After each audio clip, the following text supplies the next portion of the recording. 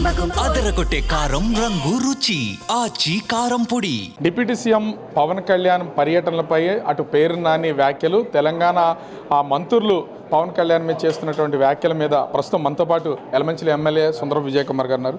Sir, ఇప్పుడు ప్రధానంగా చూస్తే టార్గెట్ పవన్ కళ్యాణ్ అనే విధంగా వైసీపీ ఫ్లైట్లు విషయంలో కానీ అసలు చంద్రబాబు కానీ పవన్ కళ్యాణ్ కానీ లోకేష్ కానీ కంటిన్యూగా ఫ్లైట్ జర్నీ చేస్తున్నారు. అసలు వీళ్ళు ఎలా చేస్తున్నారు, దీని లెక్కలు ఏంటనే విధంగా అడుగుతున్నారు. ఏం చెప్తారు దీని మీద? అదే అంటున్నానండి, లెక్కలు కావాలంటే లెక్కలు ఇస్తాం కదా. ఇప్పుడు మీకు ఒక రోజు 24 అవర్స్లో వాళ్ళు ఎన్ని పనులు చేస్తున్నారు? ఆ పనులు చేసేటప్పుడు దెర్ ఈజ్ అన్ ఆప్షన్. మీరు దానికి ఏమైనా అడిగితే అసెంబ్లీలోకి రండి, లేకపోతే ఒక ఫార్మాట్లో మీరు అడిగితే దీనికి డెఫినెట్గా చెప్తాం. దానికి జస్టిఫికేషన్ ఇవ్వకుండా ఏది జరగదే. ఇది ఎంత డబ్బులు, ప్రజల డబ్బులు. ప్రతి పనికి మేము చేసే ప్రతి పనికి ఖర్చు పెట్టే ప్రతి రూపాయికి కూడా మేము జస్టిఫికేషన్ ఇస్తాం. నచ్చలేదనుకోండి, మీరు రండి అసెంబ్లీలోనే గలమెత్తండి. అంటే ఈ ఖర్చు ప్రభుత్వం ఖర్చా, పవన్ కళ్యాణ్ సొంత ఖర్చులా, సొంతగా ఫ్లైట్లు వేసుకు తిరుగుతున్నారా, ప్రైవేట్ ఫ్లైట్స్ అనేది? పవన్ కళ్యాణ్ గారు అన్నీ కూడా సొంత ఖర్చులేనండి. పవన్ కళ్యాణ్ గారు మీకు తెలిసే ఉంటుంది, ఎక్కడ కూడా ఆయన వృధా చేయరు ఖర్చులు. ఇంకోటి ఏంటంటే, ఇప్పటి వరకు ఎంతమందికి సపోర్ట్ చేసినా అంతా కూడా పర్సనల్గానే సపోర్ట్ చేశారు ఈరోజు వరకు. ఎక్కడ కూడా దుర్వినియోగం జరగదు. అందుకే నేను అంటున్నాను, వైసీపీ వాళ్ళు మీరు డైరెక్ట్గా అడగండి, అఫీషియల్గా అడగండి. అడిగితే మీకు తెలుస్తుంది ఎంత పర్సనల్ ఖర్చులు పవన్ కళ్యాణ్ గారు జోబులోంచి పెడుతున్నారో, ఎంత అఫీషియల్గా ప్రభుత్వం నుంచి తీసుకుంటున్నారో మీకు తెలుస్తుంది. వేరే వాళ్ళకే మీరు మంత్రులు చేశారు కదా, మీరు ముఖ్యమంత్రి చేశారు కదా, మీ ఖర్చులకి ఈ ఖర్చులకి ప్రజలకు కూడా తేడా తెలుస్తుంది కదా.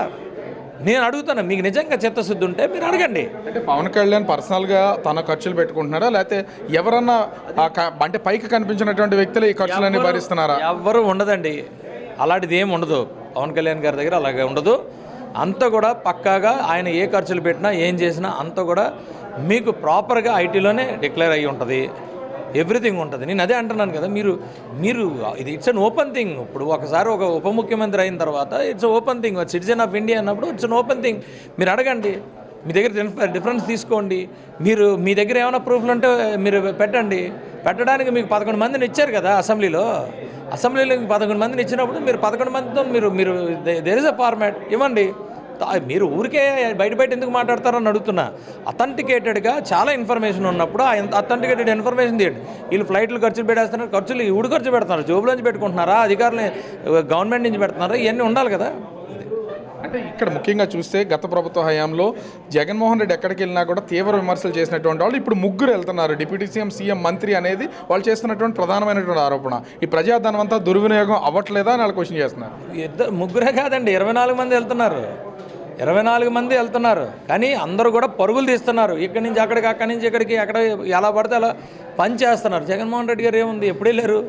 ఆయన గురించి అడగడానికి ఎప్పుడు వెళ్ళారు? బయటికి వెళ్ళలేదు కదా. సంవత్సరానికి ఒకసారి. నేను అదే అంటున్నా, మీ జగన్మోహన్ రెడ్డి గారు ఎక్కడికెక్కడికి వెళ్ళారు, ఏమి వెళ్ళారు, సంవత్సరానికి ఎన్ని ట్రిప్పులు కొట్టారు, ఎంత ఖర్చు అయింది? చంద్రబాబు నాయుడు గారు ఎన్ని ట్రిప్పులు వెళ్ళారు, ఎంత ఖర్చు అయింది? ఇవన్నీ ఎంత ఖర్చు, గవర్నమెంట్ది ఎంత, ప్రైవేట్ది ఎంత, ఏం పరిస్థితి, ఏమేమి కార్యక్రమాలు చేశారు మీరు అడిగితే మేము కూడా ఏ కార్యక్రమం చేసాం, ఎన్ని మీటింగ్లు పెట్టాం, ఎంతమందితో మాట్లాడి, ఎంతమందిని బతిమాలాం, ఎంతమందిని ఇది చేసాం, ఇవన్నీ కూడా చెప్తాం కదా. ఊరికే తిరిగేస్తున్నారు, తిరగకపోతే అక్కడ కనపడలేదు అంటారు. తిరిగితే తిరిగేస్తున్నారు, ఊరికే ఖర్చులు పెట్టారు. ఇవన్నీ కాదు. అథెంటికేటెడ్గా మాట్లాడండి. అథెంటికేటెడ్గా ప్రతి ఇన్ఫర్మేషన్ కూడా మీరు తీసుకునే హక్కు మీకుంది. మీకు 11 మంది శాసనసభ్యులు ఉన్నారు, ఎమ్మెల్సీలు ఉన్నారు, ఎంపీలు ఉన్నారు. మీరు అథెంటికేటెడ్గా తీసుకోండి ఇన్ఫర్మేషను. ఆర్ఎల్స్ మీరు ఒక రాజ్యాంగబద్ధంలో మీరు ఒక పౌరుడిగా ఉన్నారు, భారత పౌరుడిగా ఉన్నారు, మీకు అన్ని హక్కులు ఉంటాయి, తీసుకోండి. అంటే ఇది తీవ్రంగా పవన్ కళ్యాణ్ మీద విమర్శలు చేయడానికి మాత్రమేనా? అంటే ఈ విమానాలు కూలిపోవడం, లేకపోతే హెలికాప్టర్లు కూలిపోవడం అనేది మీరు కూడా అంటున్నారు పేరు నాని మీద ఏదో చింతకాయలు రాలవనే సామెతలు చెప్తున్నట్లు. వాళ్ళ మనస్తత్వం అది, వాళ్ళ మనస్తత్వం కుల్లి. ఆ మనస్తత్వంతో ఏదోటి అయిపోవాలని శాపనార్థాలు ఎవడు పెడతాడు ఇది అంటే అక్కడ అర్థమైపోతుంది కదా ఈ శాపనార్థాలు ఇలా ఇదని. పవన్ కళ్యాణ్ కోనసీమ చేసినటువంటి కొన్ని వ్యాఖ్యలు తెలంగాణ వాళ్ళ దిష్టి తగులుతుంది అనేది ఇప్పుడు దుమారం లేతుంది. మంత్రులు అటు వివిధ పార్టీలకు సంబంధించినటువంటి వాళ్ళు కూడా పవన్ కళ్యాణ్ మీద తీవ్ర విమర్శలు చేస్తున్నారు. ఏం చెప్తారు? అసలు విమర్శలు చేస్తారు. ఆయన ఏమన్నారంటే, అరే ఎప్పటి నుంచో గోదావరి జిల్లాలంటే ప్రతి ఒక్కరికి కూడా అమ్మ గోదావరి జిల్లా బ్రహ్మాండం, గోదావరి జిల్లా ఆల్కేమి అన్నట్టు ఇప్పటివరకు వచ్చింది. ఇప్పుడు గోదావరి జిల్లా నిజంగా గోదావరి జిల్లా హక్కును చేర్చుకున్న గోదావరి జిల్లాలో ఉంటున్న వాళ్ళకున్నన్ని సమస్యలు ఎవరికున్నాయి ఈరోజు నాకు చెప్పండి. అంత పచ్చని గోదావరి జిల్లా హైదరాబాద్ అవదు కదా. అంత పచ్చని గోదావరి జిల్లా, అంత ప్రకృతి అందాలైన గోదావరి జిల్లా హైదరాబాద్లో ఈరోజు రెవెన్యూ జనరేషన్కి గోదావరి జిల్లా రెవెన్యూ జనరేషన్కి ఎంత తేడా ఉంటుంది? నేను హైదరాబాదే కాదు విశాఖపట్నం కూడా అడుగుతున్నాను నేను. ఇంకా మీరు ముంబై అడగండి, ఇంకోటి అడగండి. అంత పచ్చని ప్రకృతిని అంత దీని కింద ఇచ్చిన గోదావరి జిల్లాల మీద కేవలం కళ్ళు పడిపోయి అనే పరిస్థితి ఉంది. కేవలం అంతే తప్పితే వీళ్ళకి ఉండాల్సిన సమస్యలు వీళ్ళకి ఉన్నాయని బాధతో అన్నారు కానీ ఎవరిని విమర్శించాలని కానీ ఇంకో తెలంగాణ వాళ్ళ కళ్ళు పడడం వల్ల ఇప్పుడు ఇలా అయిపోయింది అనేది అది ప్రత్యేకించి మెన్షన్ చేయడం వల్ల కాదండి. ఆయన ఏమన్నారు, ఎవరికి వెళ్ళినా సరే బ్రహ్మాండంగా ఉంది కదా. అరే బ్రహ్మాండంగా ఉందంటే కళ్ళు పడినట్టే, బాగుందన్న కళ్ళు పడినట్టే. అలాగే కదా ఇప్పుడు అయిపోయింది. దాని పరిస్థితి ఈరోజు ఎలాగైపోయింది గోదావరి జిల్లా పరిస్థితి మీరు చెప్పండి. మామూలుగా ఈరోజు మొత్తం ఆంధ్రప్రదేశ్ అంతా కూడా ఈరోజు వాటర్ ఇస్తాం, రేపు అంతా గోదావరి జిల్లాలాగా ఉంటుంది. అర్థమైందా? అది వాటర్ లాగడ్ ఏరియా గోదావరి జిల్లా. ఈరోజు రోడ్డు వేస్తుంటే ఇబ్బంది అవుతుంది. ఆ మీకు తెలిసే ఉంటుంది, మొత్తం మట్టి అంతా వెంటనే రోడ్డు పోయే పరిస్థితి. దాన్ని కంటిన్యూస్గా మెయింటైన్ చేయాలి. చాలా సమస్యలు ఉన్నాయి, వాటర్ సమస్యలు ఉన్నాయి, అవి ఉన్నాయి. అవన్నీ తీరుస్తున్నప్పుడు అర్థమవుతుంది అతనికి కూడా. ఇంత బాగా ఉన్నప్పుడు ఇంత ఇలాంటి ఇదే అని అనుకున్నా ఇన్ని సమస్యలతో వీళ్ళు ఇక్కడ ఇదవుతున్నారని చెప్పి ఆ బాధతో ఉన్న ప్రేమతో అన్నారు. కానీ ఎవరిని కించపరచాలని ఎక్కడ అనలేదండి. ఎవరు తెలంగాణ అయితే నాదే, మాదే, విశాఖపట్నం అన్నా మాదే, లేకపోతే ఏది కర్ణాటక మాదే. దేశం మొత్తం ఈరోజు పవన్ కళ్యాణ్ గారిని మంచిగా తీసుకుంటున్నప్పుడు అవన్నీ కాదండి. దేశం అంటే భక్తి ఉంది, మానవత్వం అంటే మాకు మొత్తం ప్రపంచం అన్నా కూడా పీస్కి మేము చాలా ఇది మా పార్టీ కానీ వాళ్ళ దిష్టి తగలడం వల్ల ఇలా అయిపోయిందని పవన్ కళ్యాణ్ చేసిన వ్యాఖ్యలకి క్షమాపణ చెప్పాలి. క్షమాపణ చెప్పకపోతే పవన్ కళ్యాణ్ ఏ సినిమా కూడా తెలంగాణలో ఆడనివ్వని స్వయాన సినిమాటోగ్రఫీ మంత్రి కోమటిరెడ్డి వ్యాఖ్యలు చేశారు. కోమటిరెడ్డి గారికి ఆయన ఏదో మాట్లాడి ఆయన ఏదో అడ్వాంటేజ్ తీసుకోవాలని ఏదో మాట్లాడుతున్నారు కానీ ఆ ఉద్దేశం వచ్చినట్టు అనలేదు.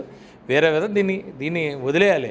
నేను వాళ్ళనాడించిన వీళ్ళనాడించిన ఏం నాడించారు? ఎవరికి శాశ్వతం ఇక్కడ? ఎవరు శాశ్వతం? అప్పుడు కూడా పేరు నాని గారును అలాగే ఉన్న వాళ్ళందరూ కూడా మేము అది ఆడిచ్చాం ఇది ఆడిచ్చాం అన్నారు. ఎక్కడ ఆడిచ్చారు? ఇప్పుడు ఉన్నారా అధికారంలో? ఇవన్నీ మాట్లాడద్దండి, అవన్నీ మాట్లాడాల్సిన పని లేదు. ఎవరు శాశ్వతం కాదు. ఏమైనా సమస్య ఉంటే మాట్లాడండి. నేను అది ఆడిచ్చాను ఇది ఆడిచ్చాను, నీకు పవర్ దేనికి ఇచ్చారు? ఎన్ని ఉండదండి. తెలంగాణ అయినా ఆంధ్రప్రదేశ్ అయినా అందరూ కూడా బ్రహ్మాండంగా ప్రశాంతంగా ఉండాలి, అందరూ ఇది ఉండాలి. ఒక కన్సర్న్తో మాట్లాడామంతే. ఏది ఉత్తరాంధ్ర ఉన్న గోదావరి జిల్లాల మీద ఉన్న కన్సర్న్స్తో దాని మీద ఉన్న ప్రేమతో మాట్లాడింది తప్పితే ఇంకోళ్ళు ఎవరి మీద విమర్శించడానికి అయితే కాదు. Thank you. అంటే తెలంగాణకు సంబంధించి పవన్ కళ్యాణ్ చేసినటువంటి వ్యాఖ్యలు కేవలం కోనసీమ మీద ఉన్నటువంటి కన్సర్న్తో తప్ప తెలంగాణ ప్రజలను కించపరిచే విధంగా కాదు. ముఖ్యంగా ఇక్కడ చూస్తే ఇటు పేరు నాని పవన్ కళ్యాణ్ విమాన ప్రయాణాల మీద చేసినటువంటిది ఇది కేవలం దాన్ని అడిగితే మొత్తం లెక్కలన్నీ ఇస్తాం, అంతేగాని అడగకుండా మీ దగ్గర ఉన్నటువంటి ఎమ్మెల్యేలని పక్కన ఎక్కడో దాచుకుని దీన్ని వ్యవహారం నడుతూ విమర్శలు చేయడం కరెక్ట్ కాదు. మీరు అడగండి పూర్తి లెక్కలు ఇస్తామని జనసేన పార్టీ నుంచి కూడా చెప్తున్నటువంటి పరిస్థితి అయితే ఉంది. ఓవరాల్గా వీళ్ళు ఓర్వలేని తనంతోనే ఈ విధమైనటువంటి విమర్శలు చేస్తున్నారని యలమంచిలి ఎమ్మెల్యే సుందరపు విజయకుమార్ చెప్తున్నటువంటి పరిస్థితి కనిపిస్తోంది. కెమెరామెన్ అజయ్తో రాజు బిగ్ టీవీ, విశాఖపట్నం.